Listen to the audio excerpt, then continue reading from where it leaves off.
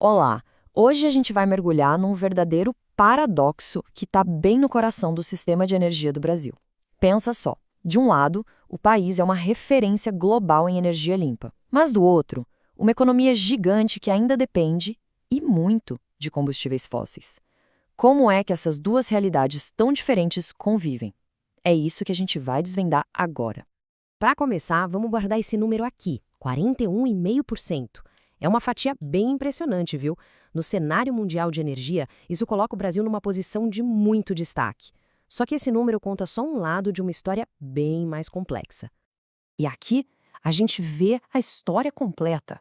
Olha só, em 2016, aqueles 41,5% de toda a energia consumida no Brasil vieram de fontes renováveis. É um feito e tanto. Mas os outros 58,5% ainda vêm de combustíveis fósseis. É exatamente essa divisão, quase meio a meio, que define o paradoxo, o desafio e também a oportunidade do Brasil. Então, para entender bem esse paradoxo, vamos começar pela base. Aquilo que sustenta uma boa parte da nossa economia, os combustíveis fósseis. Eles são, historicamente, o motor principal e dominante na matriz energética do país. A história do petróleo no Brasil é uma de grande transformação.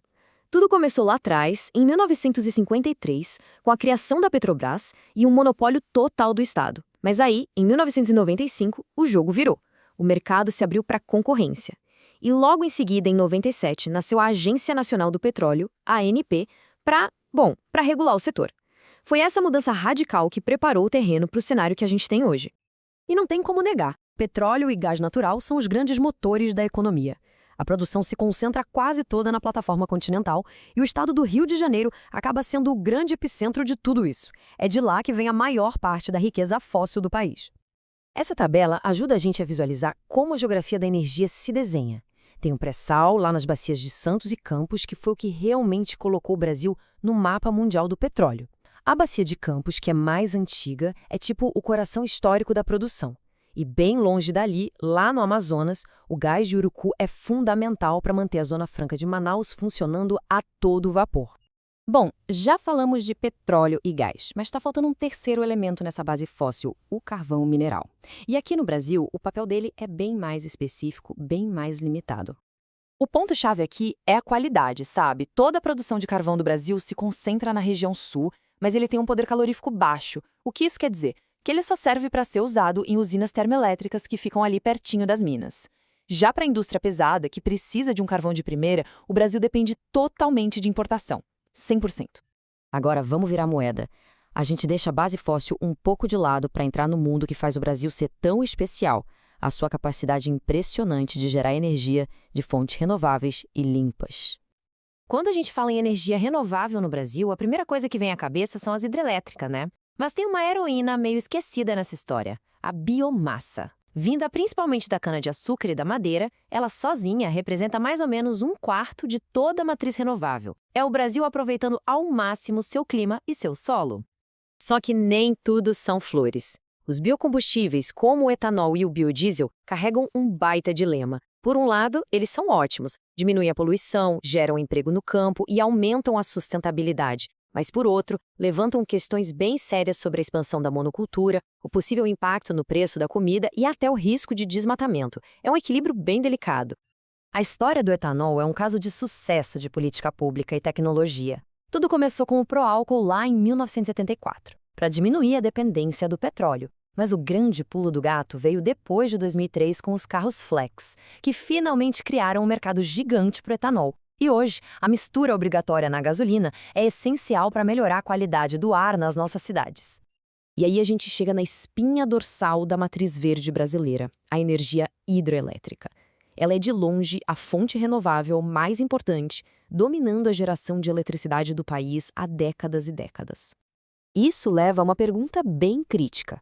Se a bacia amazônica tem o maior potencial hidrelétrico do país e só 1% dele é explorado, por que simplesmente não construir mais usinas gigantescas como se fazia antigamente?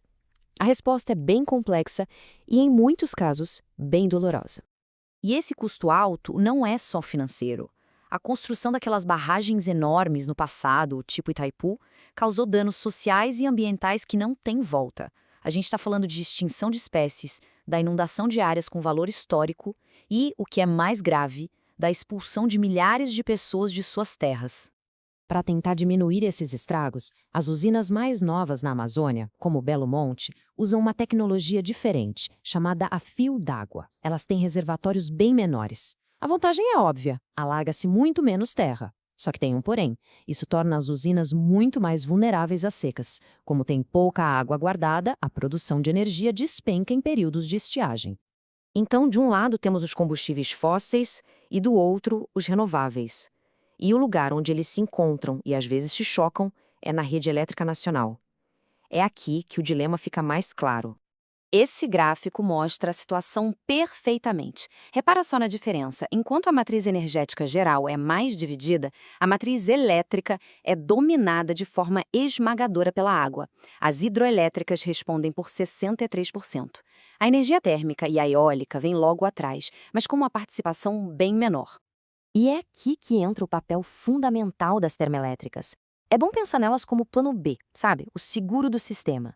Quando o consumo de energia dispara ou quando a falta de chuva ameaça as hidrelétricas, são as usinas a gás, carvão ou óleo que entram em ação para garantir que não falte luz. Elas dão estabilidade para a rede. Além dessas fontes maiores, tem outros atores ganhando espaço para diversificar o sistema. A energia eólica, por exemplo, não para de crescer, principalmente no Nordeste e no Sul. E a energia nuclear, apesar de ser uma fatia pequena, é uma peça super importante para o fornecimento de eletricidade no Rio de Janeiro. A energia nuclear, no entanto, vem com seus próprios desafios, e eles são bem complexos. As usinas de Angra 1 e 2 produzem uma pequena parte da energia do país. Só que Angra 1 foi construída em cima de uma falha geológica, o que é um risco. E como no resto do mundo, a pergunta de onde guardar o lixo nuclear em segurança por milhares de anos continua sem uma resposta definitiva. Certo.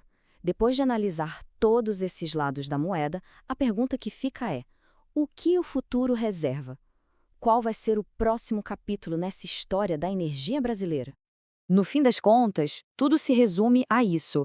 O país vive num constante ato de equilíbrio. Precisa que a economia cresça, precisa garantir sua própria energia e, ao mesmo tempo, precisa proteger seu patrimônio ambiental, que é gigantesco. Cada decisão mexe com um prato dessa balança. E isso nos deixa com uma pergunta para o futuro. O Brasil tem uma chance de ouro de se consolidar como líder em energia verde, principalmente com todo o potencial da Amazônia. A grande questão é: será que é possível fazer isso de um jeito novo, aprendendo com os erros do passado para não repetir os mesmos custos sociais e ambientais? A resposta para isso vai definir o futuro energético do país.